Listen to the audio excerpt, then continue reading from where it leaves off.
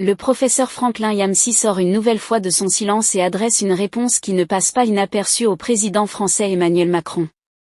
Dans un contexte marqué par de vives tensions autour de la politique de la France en Afrique, ces déclarations suscitent déjà de nombreuses réactions. Que reproche-t-il exactement au président français?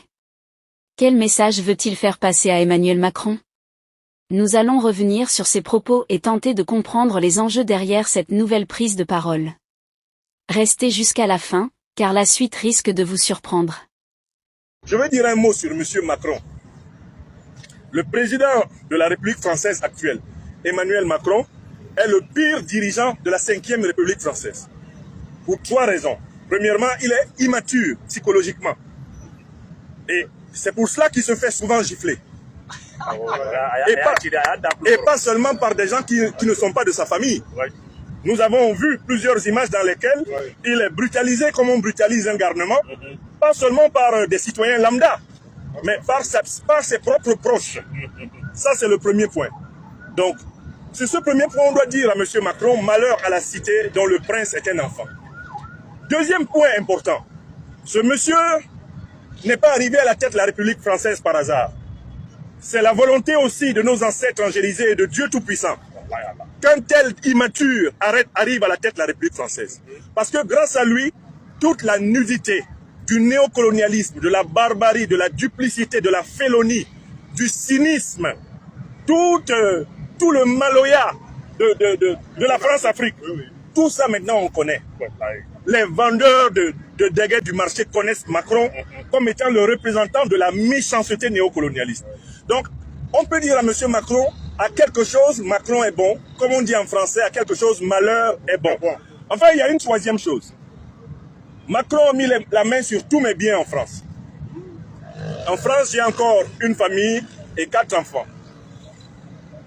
À partir du moment où il m'empêche de jouir de mes biens, il veut que ma femme et mes enfants crèvent de faim, de soif et même qu'on se retrouve à la rue.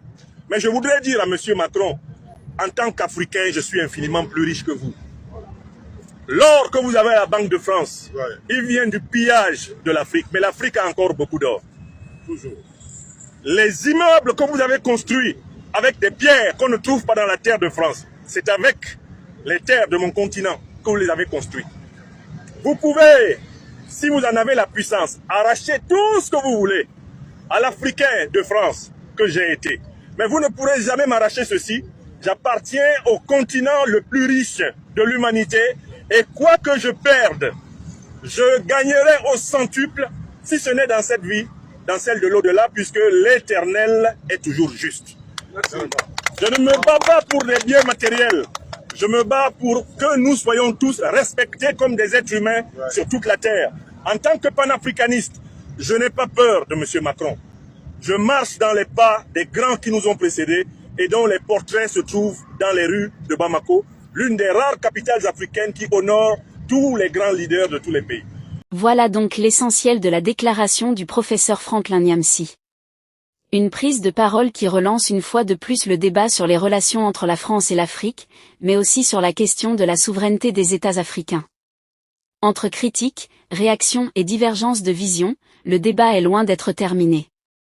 Et vous, que pensez-vous de la réponse de Franklin Yamsi à Emmanuel Macron? N'hésitez pas à donner votre avis en commentaire, à partager cette vidéo et surtout à vous abonner à la chaîne pour ne manquer aucune nouvelle actualité.